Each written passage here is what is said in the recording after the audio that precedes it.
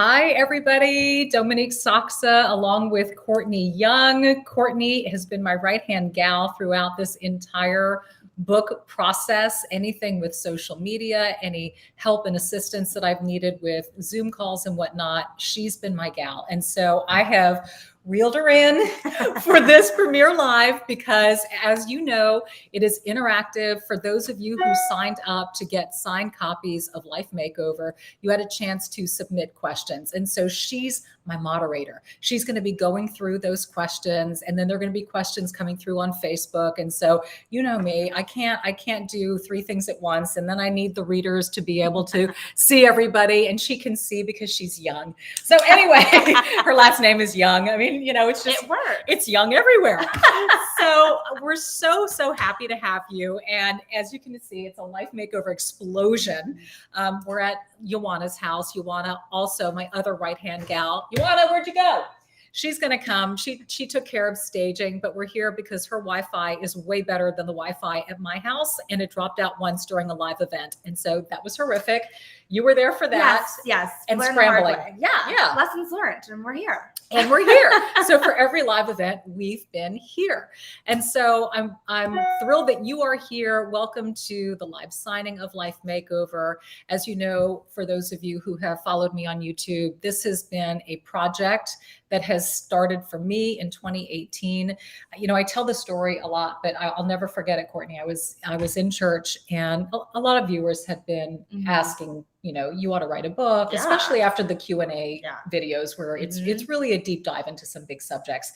But it was a beautiful fall day, and I was in church, and I got a tap on my right shoulder, and the woman behind me kind of leaned in, and she whispered, "You should write a book."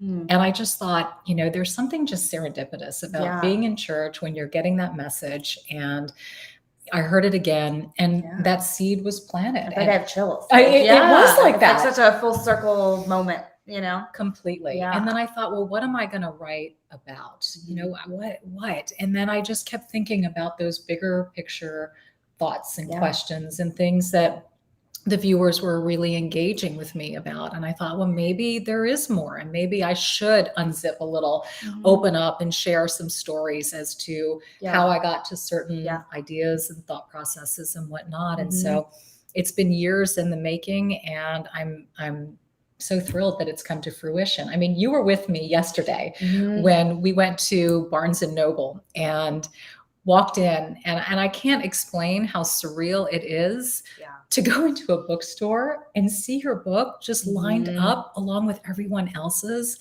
And I don't know. I just had one of those moments. I was verklempt. That's the only way to describe it. But it's just so great. And you know, through the publisher and Nelson division of HarperCollins, you know, all of these live events have been set up. So it's been wonderful for us to connect with you in this way. And this is yet another wonderful way to do this. And one of the questions that I'm asked all the time is, how do I get an autograph copy? Yes. And we've had several opportunities for those to happen.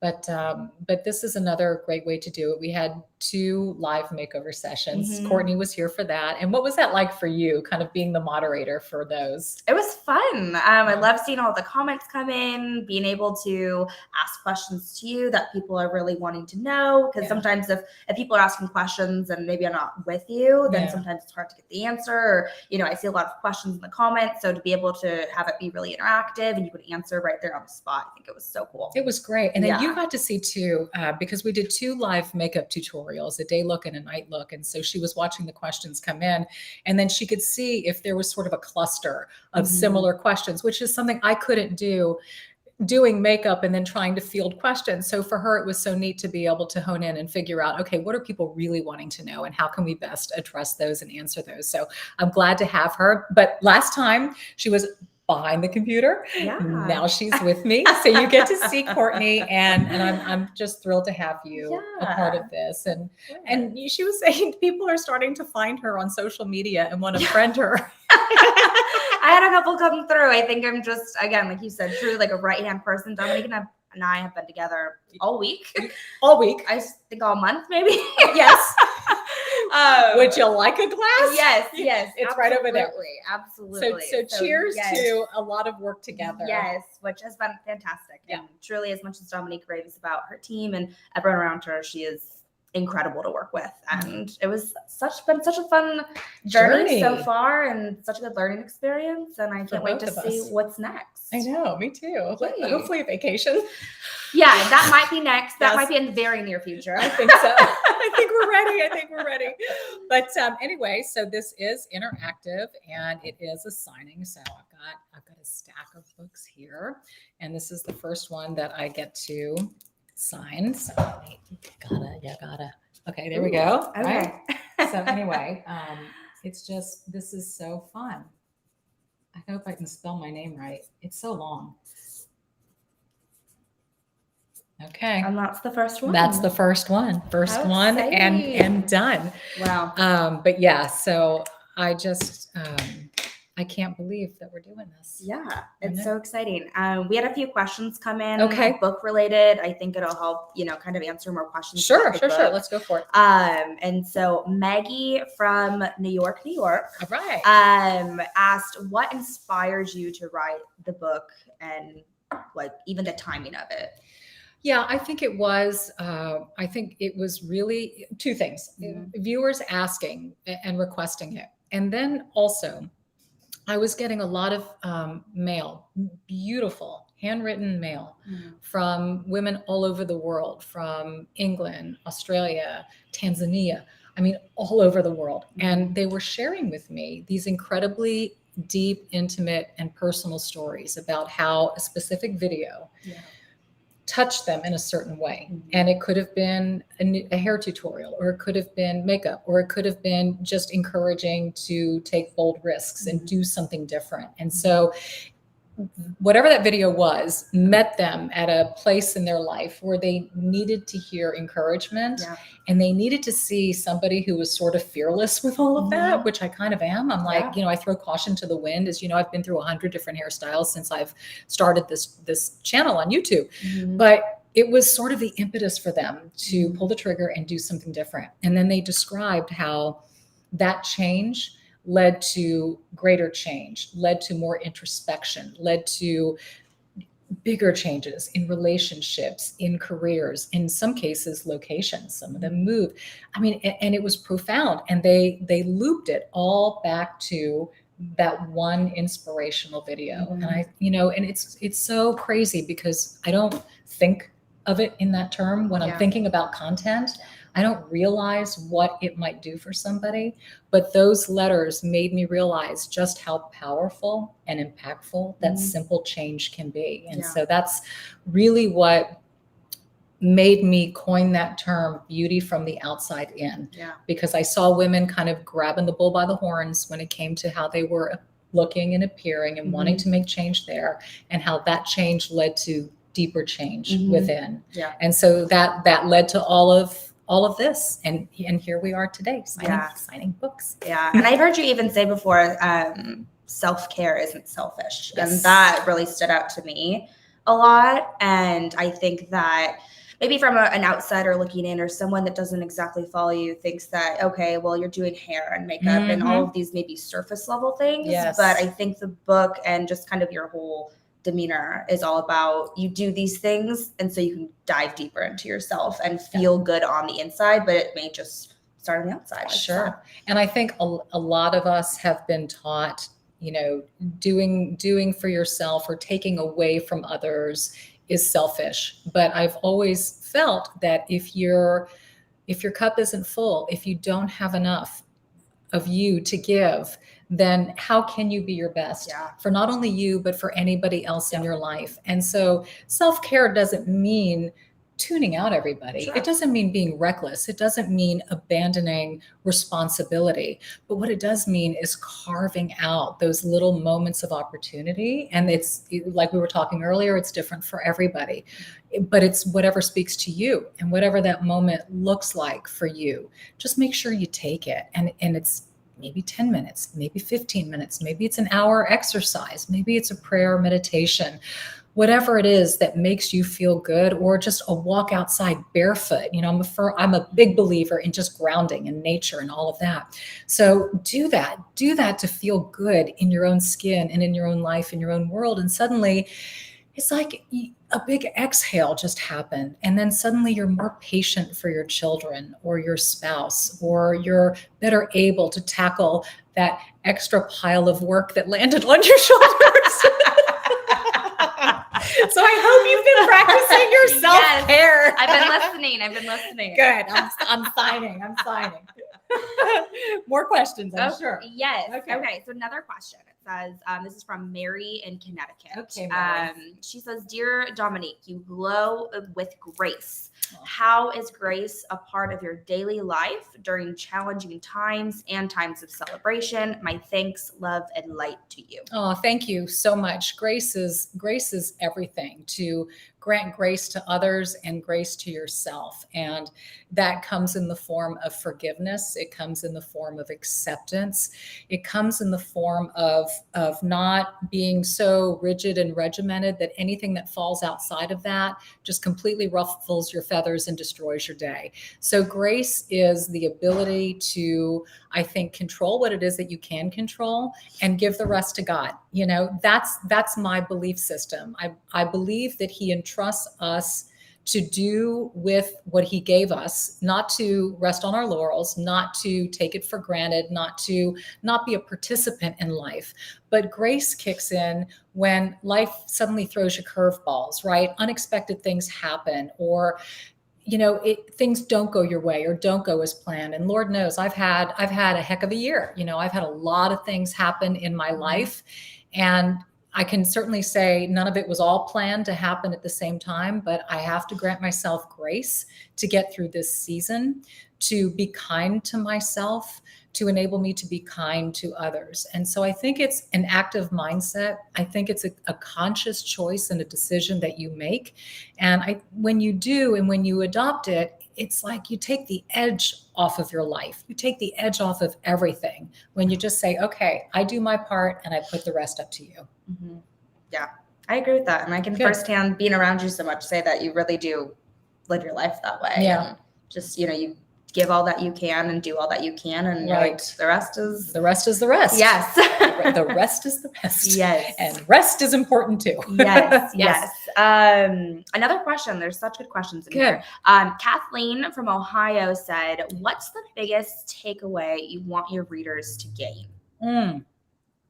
The biggest takeaway is the title of chapter 2, which is "You Are Your Most Valuable Investment."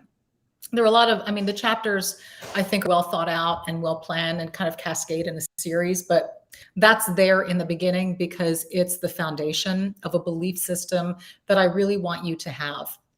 And that is, you need to put yourself first. Invest in yourself, invest in your self-care, your self-development, your self-pleasure, your hobbies. What is it that lights your fire? We're so duty driven. We're so driven to work and perform. But where's the joy? Where's the joy? I talk about this in the book. The 6-year-old version of us laughed, skipped, and hopped through life. Drew sidewalk chalk on the pavement and rainbows and unicorns and fairy tales and danced and played and fished. And, some of us were tomboys, some were girly girls, but suddenly we grow up and we lose sight of that part of us. It's the first thing that we let go of, is the pursuit of hobby and passion. Yeah. So I think that when I talk about you being your most valuable investment, that investment comes in so many forms. Like I mentioned earlier, it comes in self-care. It comes in prioritizing yourself, your self-esteem, surrounding yourself with people who lift you, who help you cultivate what it is that you want to be and what you dream of, and not people who are going to sabotage that dream or pull you down out of jealousy or insecurity. So it's multifaceted and multi-pronged, but it's a belief system where I want you to see yourself as your most valuable investment, because the rest of it will come. The rest will follow. But if you don't have a healthy sense of self or self-esteem, then it's going to be really hard to tackle the other things in your life that you may have as a vision for yourself. Yeah, I think that's so true. And especially, I love that you said, when you're a kid, you do have all of these hobbies and things like that. Think And about it. even now when I think of, when you say, what are your hobbies? I'm like, I work. And, Right. so kind of finding those passions again, I think can really so important. Spark that fire. I mean, tell me, like you, when you were a kid, what did you do? What was your fun, your play? What did I do? I love to just be outside. Right. I love to swim. Mm-hmm. I was a gymnast. Right. And I did musical theater and all these different things those truly were my passions. Yes. And now none. Right. None. And so there are ways for you, anybody. It's like there are adult theater classes on the weekends, things that you could do, or maybe go to your local Y or club and just go swim some laps or just get in the water again and see what that feels like. But it's funny because when you do those things, it's interesting. I think there's something that happens to you on the cellular level. It's like it kicks in something. It's an imprint from your childhood. See, I used to dance. I love to dance. And I did a competition for the Houston Ballet, and, Dancing with the Stars was a big show. Yeah. And so they did Dancing with the Houston Stars, and they picked different members of the community, right? And so we all competed, and I went to a local dance studio, partnered with an instructor, and we did a cha-cha dance. And I would go twice a week. I would learn the dance, repeating it in my head, going through the motions, learning the steps and all of that. But it was as if this fire was igniting inside me, and I felt free and alive. And I think to this day, I mean, we've been so consumed with work and everything, but I want to get back in the dance studio. I want to play. I want to have a good time. So think about what it is that lights your fire. What did as a child, or maybe you've got new interests or hobbies and things that you want to cultivate. Set aside an hour or a few hours and just go do it and see how it feels. Yeah. Someone I'm seeing in the Facebook comments asked if you have an audiobook. And I do. Yes. You can go on Amazon and get the Audible version of the book. You tell them all about that. I'm going to sign this copy. Yeah, Dominique recorded. Leave your questions here on Facebook. We have kind of a list of questions that we're trying to get through, and then we will take questions from Facebook. But yes, Audible copy is on Amazon, and it's Dominique's beautiful voice and giving a little bit more than maybe what the book has to offer here and there. And I have to say too, this was really cool. So I recorded the audiobook in a local studio here in Houston on the East Side. And it was really neat because it was a young guy, and he runs it, and he is an audio guy there are a lot of local bands, a lot of music comes out of Houston, different types of music, rap music and all of that. So he records a lot of bands, and he said I was his first audiobook. That is so cool. It was so cool. So it was sort of a first for both of us. Yeah. And it was this little house, and his studio is like a little room with a couch. And so I was just sitting back on the couch, literally like this, holding onto the book, and the microphone was pushed up here. And I'm just kind of going through chapter by chapter, taking my water breaks and whatnot. And it was so neat to be able to do that here at home and not have to fly to some big city and go to a studio and support, a local business. Yeah, absolutely. I think that was just fantastic. What a cool experience. It was great. So how would you maybe compare the experiences of writing the book and doing the Audible version of the book? Well, it's funny because both tap into my training. My phone is blowing up. I'm so sorry. But both tap into what I did for a living for 28 years. I mean, as a journalist, you write. So I'm used to writing stories. And then as a broadcaster, I'm used to speaking the story. Yeah. But here's the funny part. I had to keep reminding myself as I was reading this book, don't sound like a news anchor.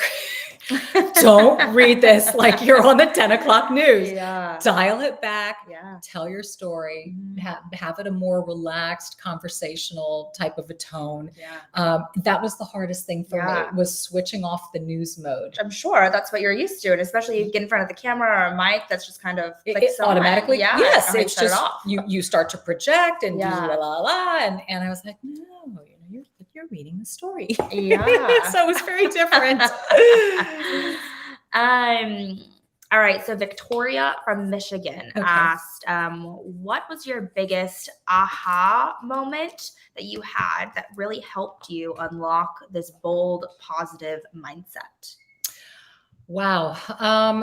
There were a lot of aha moments, but the first one, and it was a big physical change, and I talk about it in the book, and it's toward the beginning, so I don't think I'm giving it away. I hope not at this point. But it's a very funny story about my hair. Surprise. So, with a product called Sun-In, and let's just say the experiment did not quite work out as I had anticipated. So I'm naturally, you see how dark all of that is back there? I'm like dark brown. Mhm. And the girl on the bottle is sunny golden blonde hair. And I thought, I want that. I'm in Texas. I've got a tan. I want the gold blonde hair. So I go with my mother and a girlfriend down to Galveston, and I pour 2 bottles of Sun-In on my hair. And the rest, as we say, is history.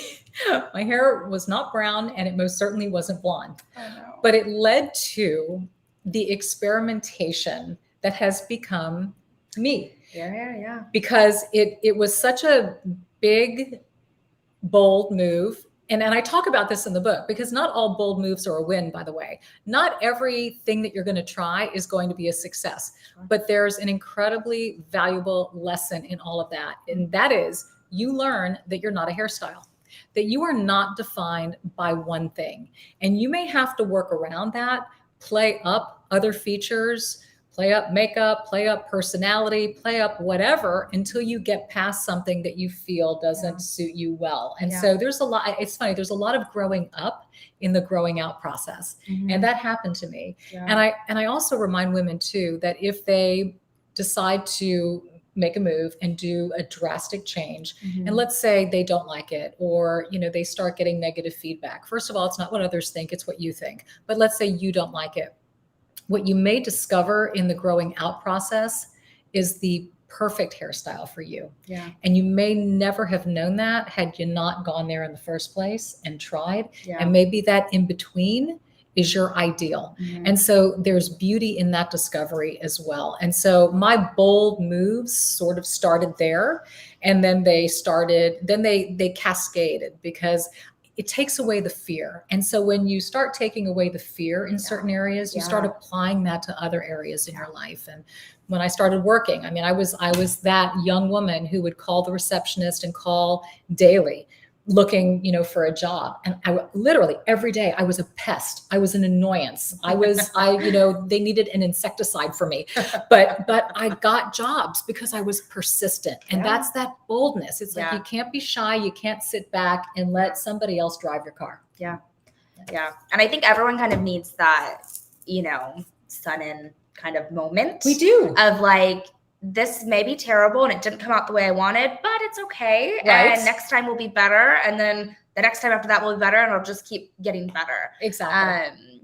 But I think we can all agree that you are very bold to continue changing your hair, and every hair just looks great on her. I don't know. There's some better than others. Every type of hair looks great on you. But I think, your hair is so sacred. So I think women really do look to you, because it's a bold move. Sure. Because people, you hide behind your hair. Yes. People could have the same hair for 20 years. Yes. It really makes you. I know some women that won't even wear their hair up because it's almost like a shield. It's a security blanket. Yes. Yeah. Beyond. So it's a very bold move to, and again, when you just say, oh, change your hair, it can sound very just cavalier. Yeah, but it's so much more and so much deeper. It is. And we've talked about this before. It can be such an emotional trigger. It could be something that was spoken over you as a child. Yeah. It could be something that defined you as a child. Maybe you were told that you're beautiful because of your hair, and you feel like if you lose that, you lose your beauty. Mm-hmm. And that can be very, very damaging. Mm-hmm. And so we have to really push aside what others have spoken about us, especially if it's in a negative light. If we were fed beautiful words and praise, that's wonderful. I wish there was more of that out there. I wish people were kinder to each other.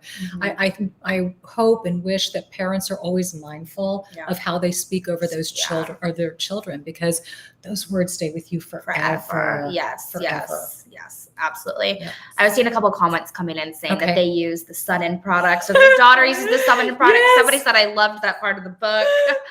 That's good. People can relate. I know I'm not the only one with the Sun-In experience. Absolutely. I know it. Oh my gosh. Okay, this is a fun question. Okay. What would be, this is from Lauren in Arkansas. What would be your ideal day in Houston? Going to a spa for 8 hours. Literally. Any specific spa? What do you do at the Oh spa? my What's gosh. the ideal day? Tell us. It's honestly, I have not treated myself to, and it's sad. I talk so much about self-care, and I do prioritize my sleep, and I do get my yoga in, but there are Sure. so many other things that I need for myself that I want to do. And I know there are 2 things I promised myself after all the book stuff has sort of settled down and whatnot: a really nice vacation, white sandy beach, Yeah. blue water. That's my jam. Mhm. But a spa day is just being there all day and having the massage and the facial and the body scrub, and then dipping in the pool, and then maybe eating there, and just, I don't know, spending a day in a white cloth robe and just having hands work on me, and getting rid of all of this tightness and stuff. So that's, if I were to have a day, it would be that. It would just be a day of self-care and relaxation. I might join you. Would you join me? Would you feel this? It's a brick. Oh my Really, gosh. it's a brick. It's a brick. You need a spa day. I need a spa You day. really do. And what spa? Do you have a specific spa that I you love the love? Houstonian. Yeah. I mean, I've been there forever, and their trellis spa has been Mhm. redone, and it's just, talk about a place to check out, and it's Yeah. so beautiful. Yeah. It's like a home, and you can spend the day there. Yeah. That's what you want. It's the day at the spa. This question's from Tyler in Florida, and they ask, for someone who struggles sticking to a routine and products, etc., Mhm. what's your biggest tip?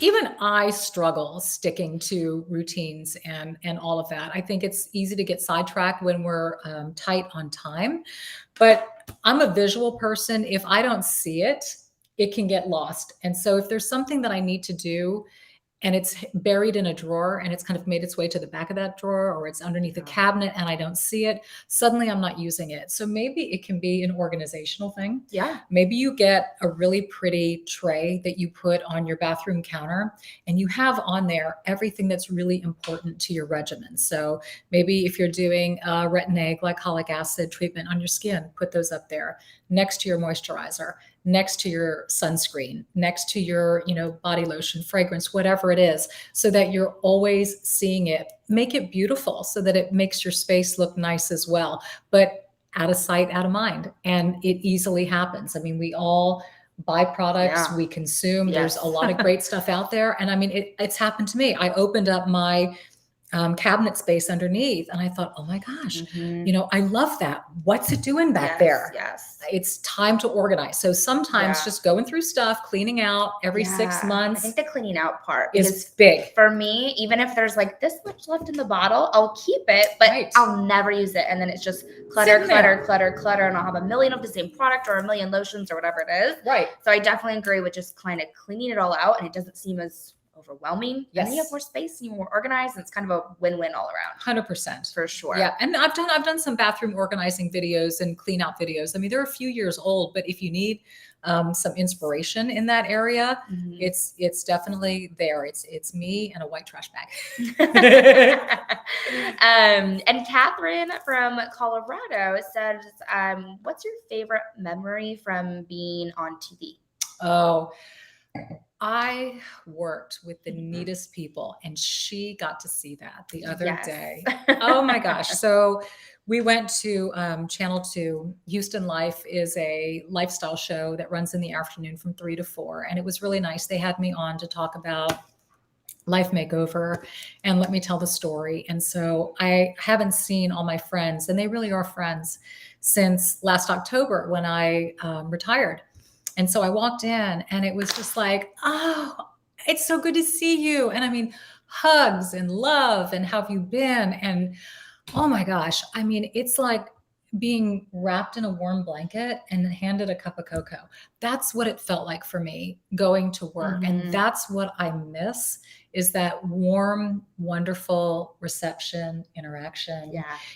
And I mean, some days more than others, but it's so neat because we are in an open newsroom, and we're all in cubicles. So nobody was in private office. So we all just kind of talked to each other over the That cubicle. camaraderie. Oh, it was amazing. And then the laughter on the set, the jokes that we would, pull each other's leg during commercial breaks to see if we could trip somebody up by the time we were coming back on air.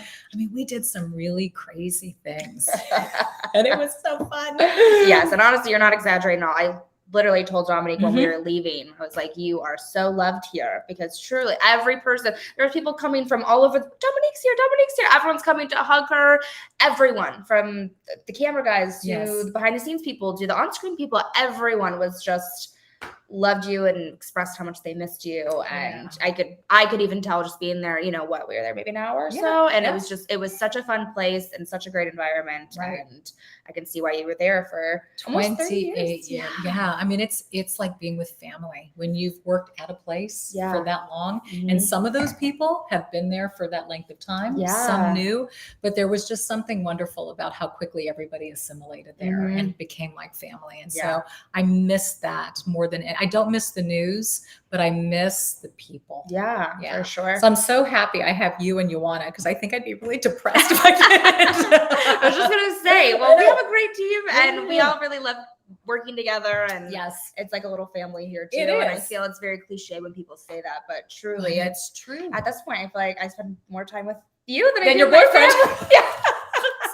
So sorry. Let's see. Kendall from Utah asked, have you always had a passion for beauty and wellness? When did that start? Always did. Always did. Loved playing around with makeup, but I really felt it sort of kicked in high school. So I grew up in the 80s. MTV debuted in either 82 or 83. And it was all over the top back then. You would have had so much fun. Oh my gosh, the makeup was crazy. Red lips, eyeliner, hair, bangs up to you. My bangs would be cut off in the shot. They'd be so high. I need to see pictures. You need to see pictures. It's big lioness hair and bigger makeup.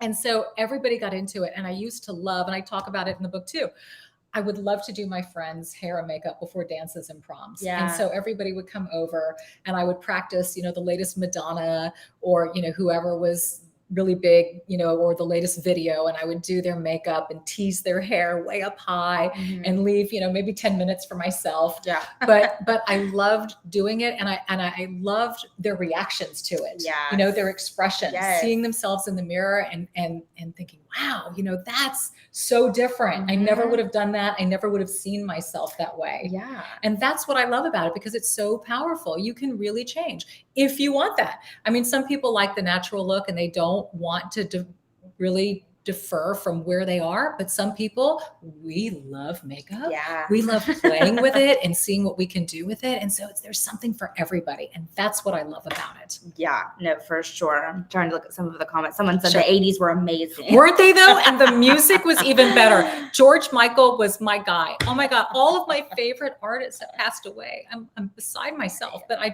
had a George Michael poster in my college dorm room. And the makeup, the music, just the happiness, the shoulder pads, the parachute pants, everything was over the top. I love it. Yeah. So good. And I know what you mean, because when you said like you love how your friends would look at themselves in the mirror and see a different person, for a YouTube video that we did with Dominique, she did Ioana's makeup. We're at her house right now. It's a coworker, and where is Ioana? Why is she hiding from us? When she looked in the mirror, she was like shocked. I know. And that took you maybe 10, 15 minutes? That was it. And it was just like, oh my God. You know what I mean? Like, she was genuinely shocked. She said, I can't believe that's me. I can't even look. Like, I felt she was like, I was getting like emotional for her. Yes. Like, it was so powerful. Oh my gosh. And it was powerful. The Amazon. So the most recent fashion video, the three of us were in the Amazon haul video. Yeah. And Ioana is the one with the really pretty wavy blonde bob. And I did her makeup for that video. And she's a very simple, kind of likes the minimalistic look, but I really wanted to pop her makeup for that video. And I went kind of crazy. And she looked at herself, but she looked beautiful. Oh, it was so good. Oh, it was so great. So good. I need to do her makeup for a video. Yes. We've been talking about that. And I think I need to do that. That would be really cool. Completely agree. Yeah. Let's see. What practices do you have in place to help you stay afloat? Right now, I've got like, what are they called? Floaties. I got floaties on my arms and I'm just hanging at the top of the water. Oh my God. What are those things that they used to strap on your back too? Do you remember that? There was a floaty too. Something like that, yeah. I don't know. I don't know how I'm staying afloat at the moment, to be honest with you. I've honestly never worked harder in my entire life. It's been a lot. It has been a lot. I mean, producing content, launching a book, going through a personal transition all at once is not something I'd recommend, but sometimes these things happen. Yeah. And again, it's life and it's how we deal. And so at the moment, staying afloat just means getting some rest. And I make sure that I sleep. I don't keep myself up late at night. I do get my rest. I do really unplug on the weekends. You know, I'm doing a lot of nothing on the weekends and I need that. And by Monday, I feel recharged. I feel ready. And by Friday, I am just flaming out. But it is what it is for now. Someone said floaties, one on each arm. Yes, one on each arm. Exactly. Yellow. Yes. Elizabeth from New York asked if you would ever consider moving from Houston. Yeah, I was asked that question in the most recent Q&A video. Yeah. And Houston's been home for me since 1974. I was 8 years old when we moved here. So this is what I know. It's, a place like the palm of your hand. Yeah. And so there's something to be said about that comfort. And I love it. And all my friends, everybody and everything I know is here. But do you stay someplace because it's comfortable? Or do you sometimes pull the trigger if your soul is speaking to you about something different? And so that's a question that I probably won't be able to answer until, maybe 5+ years from now. I mean, I still feel like I've got more years of work and producing and I don't know, what's next, but I want to keep going, but I don't want to keep going at this pace. I do really at some point want to scale it back. I do want to be in a place that's beautiful. I want to take in nature more. Yeah. I'm more of a warm climate person, more of a water person. So that might mean a move down the road, but where, when, how, not a clue, but I just leave my brain space open to that. Yeah. Catch her in Hawaii in 10 years. Who knows? With an apartment in Houston. Yes. Yeah. And Elizabeth's follow-up question. Okay. She mentioned that she admires your relationship with your mother. Yeah. And she says, do you think if you moved, would your mom move with you? My mother goes everywhere I go. She's like the tugboat. She's with me everywhere. How do I leave Audrey? Yeah, I can't. I mean, and if I were to tell you how old she is, you would all fall out of your chairs. I mean, it's unbelievable how amazingly healthy and solid she is for being that age. And I'm so proud of her. She's always taken care of herself. She eats well. She goes to the gym. She's amazing. So, and she can run circles around me. So yeah, that's what I was just going to say. I've met your mom and she looks beautiful and she's healthy, but she has so much energy. Every time I see, she's like, yeah, let's go. I know. Oh my God. She is the life of the party. So I'm an hour in. I'm like, it's time to go. She is the last one to leave with a glass of wine in one hand and a bottle in the other. Yes. I mean, she is the life of a party. Yes, for sure. For sure. Jackie from Houston, yes. Because I know earlier you talked about, between the book and retiring and your personal transition, which you've talked about openly. Yes. She said, what's your best advice for other women who are going through divorce and how do you manage the hard days? You manage them by just allowing them to be. You can't ignore them or pray them away. There are going to be hard days. They're going to be really stinky days. There are going to be days where you just want to stay curled up in your bed and not go anywhere. And I think it's important to allow and acknowledge those feelings. Don't try to hide them or bury them or pretend like everything's okay if they're not okay. If you need to talk to somebody, talk to somebody. if, if it's a friend or if it's a counselor, or you just need a release, let that release happen. If you just are having a bad day, just be honest and say, you know what, I'm just not having a great day. And I've had those, and I've had to tell people around me, my son, I mean, he reads me like the palm of his hand, and he can tell if I'm off. And I would just say, you know what, bud, I'm just really having a stinky day today. And he'll come over and give me the biggest hug. And, those things really, really help. And I think owning your feelings, acknowledging them, having support is so incredibly important. Talking to people who have been through the process, it is helpful. I sort of liken it to, the biggest mistake I made when I had my son, and I talk about this in the book too. He had colic, and it was an exhausting first year. Yeah. And I also went through postpartum depression, which I mean, I am a glass more than half full kind of gal. And suddenly I was crying because I wasn't seeing my OB-GYN every day, who became my best friend. I mean, literally, I remember sitting outside and crying because I wasn't seeing him, and I missed that connection. And I thought, this is weird. This is not you. Something's going on.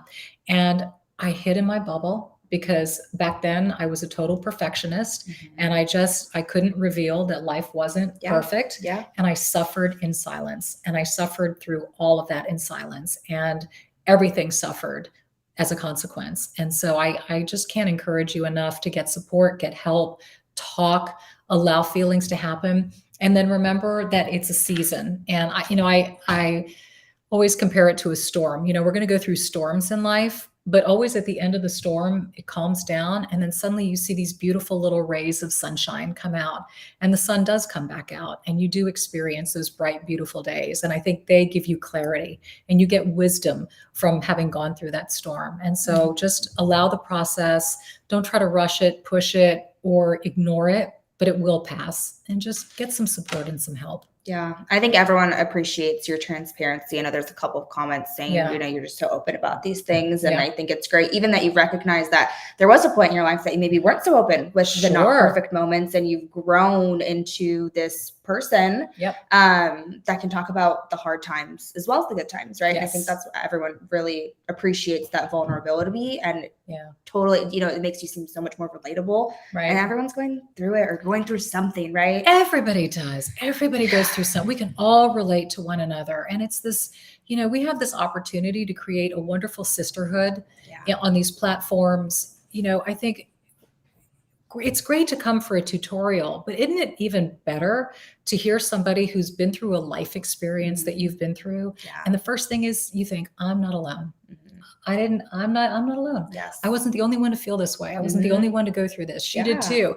And her life may be different and all of that, but we still feel the same things, no matter how different we are or our experiences, we still feel the same. And I think just having that acknowledgement and that understanding and like you said, that transparency. Yeah. You can't be transparent in one area of your life and then block off the rest. Yeah.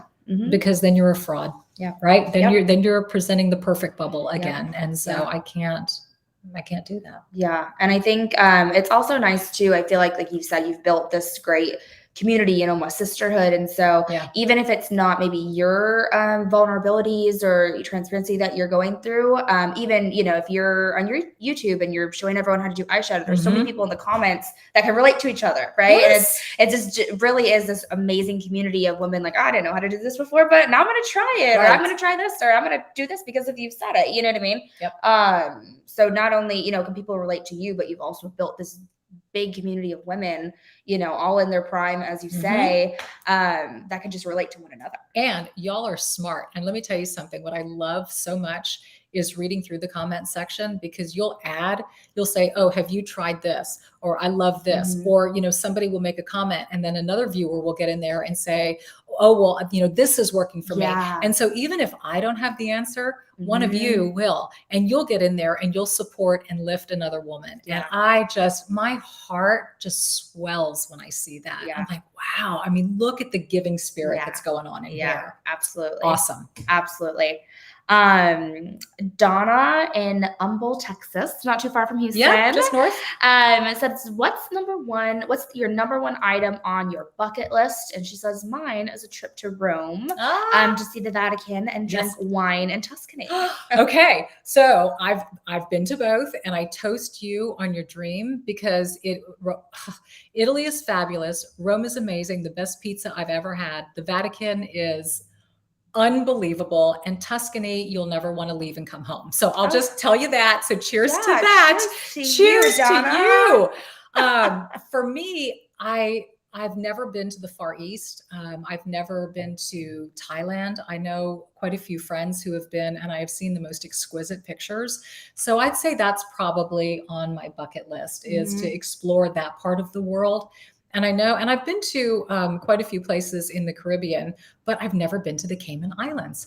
And so knowing how much I love that powdery white sand and that beautiful blue clear water, why have I not been to the Cayman Islands? Yeah. So I'm thinking that might be my first trip because it's close.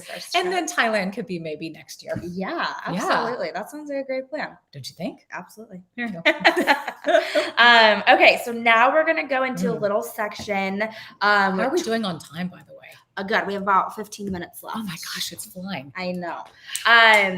So we're going to do 22 questions in 2 minutes. Okay. So quick answers. Yes.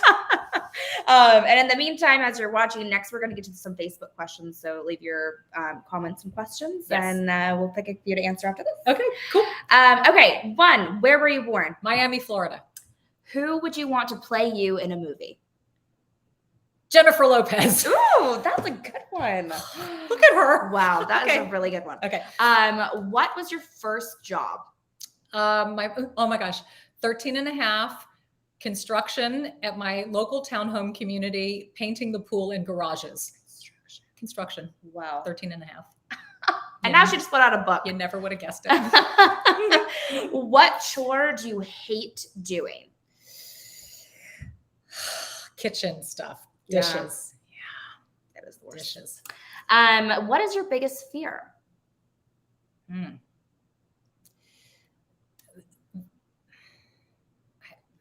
I don't know. Since I talk about overcoming fear, I mean, I would have to say the biggest fear is losing somebody you love, right? You always have to have faith everybody will be okay. But of course, losing somebody you love, that'll be it. Who makes you laugh the most? I have a couple of friends who fit that bill. What is one thing you need to have in your fridge at all times? Oh my God, my So Delicious coconut creamer from my coffee. You knew that. Literally, if it's not there, I am so upset. I am Instacarting right away. Yes. What is your favorite school subject? Art. Mm-hmm. Did you take art classes? I did art. I did drawing and painting and all of that. Wow. But the school subject that served me best was typing. Really? Really. Like just learning how to type? Learning how to ASDFJKL SEM. Wow. You got that down. I'd be living on the computer. And Spanish was good too. Yeah. Who is the most interesting person you've met recently? Oh my gosh. I don't get out of the house. I don't know if I can even answer that. I've met a lot of really interesting people through my work. Yeah. A lot of celebrities, political leaders, but nobody is just hitting me off of the top of my head right now. Let me think about that. Okay. Joanna, she's here. I know. Joanna, get over here, please. What is your middle name? I don't have one. I didn't know that. And Styles doesn't have one either. Wow. Yeah. That's a really cool Isn't tradition to pass down. That's what I thought. I like that. I mean, my parents obviously thought Dominique Sachse was plenty. Wow. And thank goodness, because if I had any more to sign in here, I would have like carpal tunnel. What is your biggest pet peeve? Oh, I hate disorderly, not clean stuff laying around. I'm very OCD. Everything has to be in its place. Yeah. Yeah. What is your favorite hobby? Speaking of hobbies, Speaking of passions. hobbies, I would say gardening. I Yeah. love to garden. Yeah. That I do that on. I say that I have a lot of hobbies, but I do that on probably a more regular basis. Yeah. Yes. And what is your guilty pleasure? Cake. Don't ask. No, I have follow-up questions. What kind of cake? Where is this cake from? White wedding cake. Ooh. I am obsessed with wedding cake and Italian cream cake. Wow. And I get two. Yeah, That's my thing. absolutely. Cake. Must have the best time at weddings. Cake, dance, cake. And do you have any hidden talents? Well, I did learn how to play the drums, and I wrote about that in the book. So that's kind of surprising. That is surprising. Isn't that? Yes. Yeah. I wanted to learn AC/DC's Back in Black. That was How my goal. cool. But then I was pregnant with Styles, and my belly got too big, and it was protruding into the snare drum. Oh So my I was gosh. like, it's time to stop. Wow, that is ambitious to learn something, Highly. especially when you're pregnant. Right. I didn't know. Well, I started before, but then it kind of continued. in. Yeah. Wow. Yeah. What color is your toothbrush? Black. And I think a lot of us probably know the answer to this. But what is your pet's name? Oscar. Oscar. He's so sweet. He is. What is your favorite word?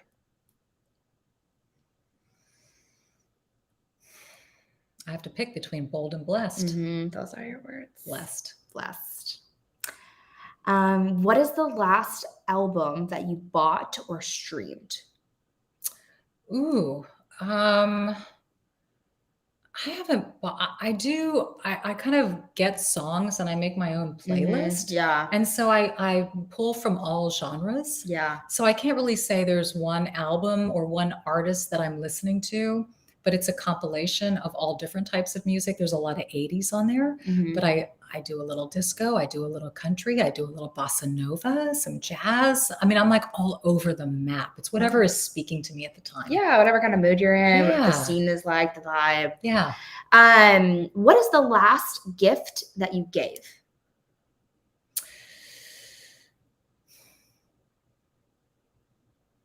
A cross necklace. Yeah, Mm-hmm. that's a good gift. Mm-hmm. What cause is dear to your heart? There's a program here in Houston called No More Victims, and I've profiled them on Channel 2, and I even did a YouTube video on them if you ever want to pull them up. But it was started by a woman here in Houston. She's still in the program. Her name is Marilyn Gambrell, and she was a corrections officer in the juvenile unit, and she saw all of these young children of incarcerated parents who were parentless. Basically, their parents were going to jail. These poor children were being raised by siblings, grandparents, uncles, whatever. And she saw an incredible need for these kids to be mentored, nurtured, loved, and cared for in the school system. And so she set up this program called No More Victims. And it's a class that they go to, and it gets them out of that victim mentality. Wow. It gives them practical life skills. It gives them a safe place to go, to know that they are loved and cared for. And I mean, she has been there for these children, and I've been there to tell the story. I've been there to fundraise for them. I personally give to them. Yeah. I have seen these kids come from horrific family lives and experiences and do amazing things for themselves and for their lives because of this program and that wonderful woman. Yeah. That's incredible. It is incredible. Maybe we need an update on that. I would love to. Right? Yeah, That'd that's a be great so idea. great. But yes, go No More Victims. Pull it up on my channel. And what is your greatest achievement? Maybe it's sitting right next to you. Right now, I would have to say it's this. Yes. Right? Yes, I absolutely. mean, honestly, I let me say my son is my greatest achievement. I would say having him and just loving a child so much and your flesh and blood, that's your greatest achievement. But in terms of producing something, I don't know. I mean, that's pretty stinking good. Yeah. And where do you want to go that you've never been before?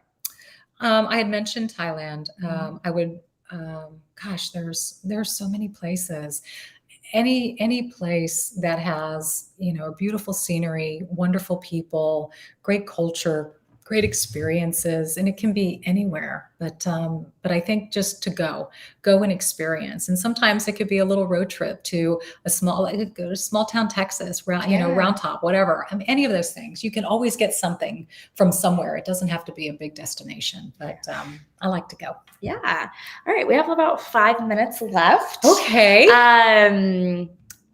Let's see what We've got Facebook so many questions Facebook are questions coming in. too. Ara asked, "What's the last concert that you attended?"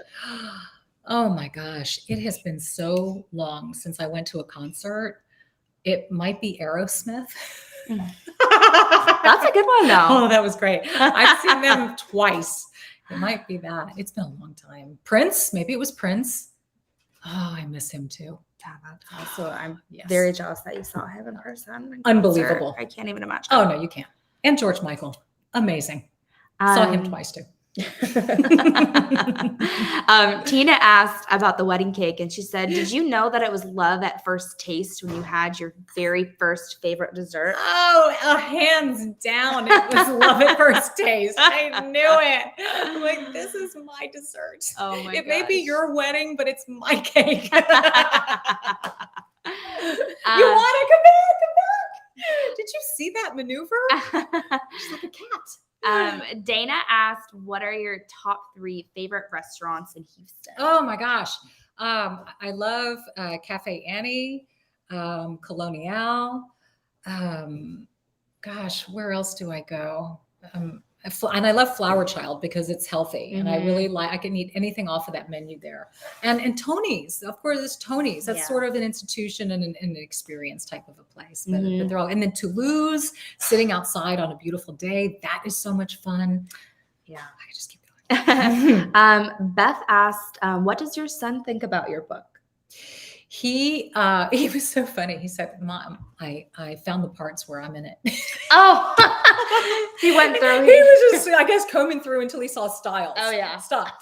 And then he said to me, he said he saw all the books at the house that we brought over here. He said, "Mom, I want an autographed copy, and I want to keep it for 20 years so that I can sell it on eBay and get rich."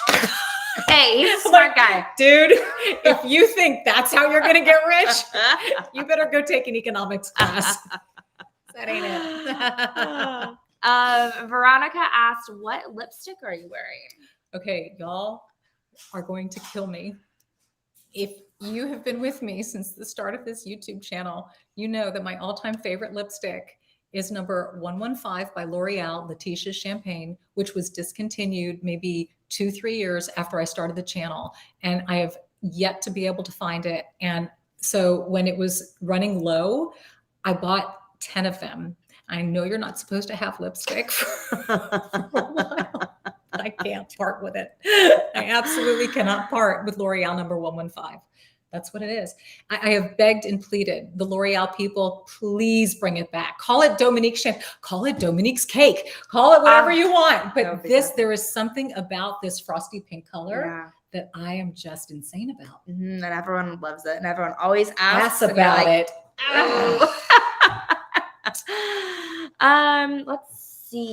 Let's see some other questions. What does your mom think of the book? Oh my gosh, she read it in 2 days and she loved it. She even said, there were so many things that I didn't know about how you felt about certain things, certain childhood things, or, going through just personal experience, things with she was there with my son and all of that and how hard that was. My mother really stepped up to the plate when I was struggling. But I talked about, and she knew about my struggles with my father, but the whole emotional eating component that was tied to that relationship and, a lot of things. She said, I just feel like I know you better. And I would like to think that I'm open, but maybe I haven't shared as many things. There's something about sitting behind a computer and purging versus just opening it up and telling it to somebody. I think you feel a little bit more free. Yeah. Because you don't have a face in front of you. It's just a keyboard. And for me, writing has always been a cathartic outlet. Yeah. And I've always felt free in writing. And so it was an interesting comment from her. Yeah, that's insane. That your mom didn't know some things. Yeah. Yeah. So you're going to learn a lot in this book. and her Instant Pot story in that book, priceless. all I have to say. I love that. All right, we have 1 minute left. Oh If my you wanna gosh. close us out. Well, I want to thank you for being here for the premiere live signing of. There she is, Ioana. Oh my gosh, she's so funny. She staged this whole thing. There she is. Thank you. I am signing away. Your signed copies are going to be coming to you. Premiere ships internationally. So for those of you who are joining us from afar, you will get your signed copy. And I can't thank you enough. This has been an amazing process. And I'm so happy Courtney was here with me to help me out and for you to get to know her, because it's, it's not one person who does something. It's always a team. It's always people. And I couldn't have done any of this without my team and Ioana and all these great people and you. So thank you. I really hope you enjoy the book. I hope it touches you. I hope it speaks to you. I hope you laugh. I hope you nod and say, yeah, me too. And all of that good stuff. So that's my hope and dream. And that's why I wrote it. Awesome. Yeah. All right. Well, I think that wraps it up. What? Oh my gosh. On earth? We love you. Yay. It's Life Makeover's birthday. Oh my gosh. 7 candles. Oh, I love this. Oh, I am sharing this with how all of you. sweet. That's amazing. Look at the icing on Wow. that. All right. Well, we're We going to love go. you, God. I bless love Thank you you. so much. Bless you. Yes. Thank you. Yes. Okay, wait. let me have to see. Congratulations. Thanks, you guys, so much. Congratulations. Thank you. Yay! Yay. Happy birthday.